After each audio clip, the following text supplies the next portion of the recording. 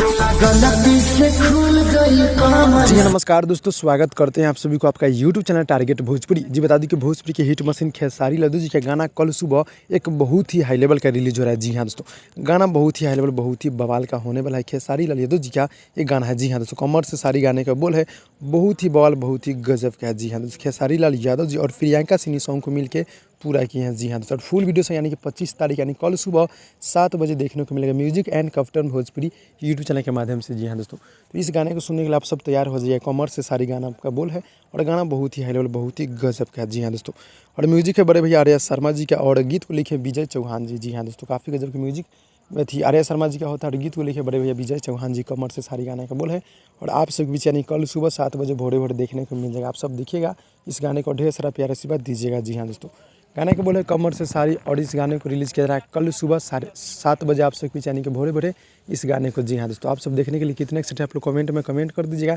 मिलते हैं अगले वीडियो में, तब तक के लिए धन्यवाद दोस्तों।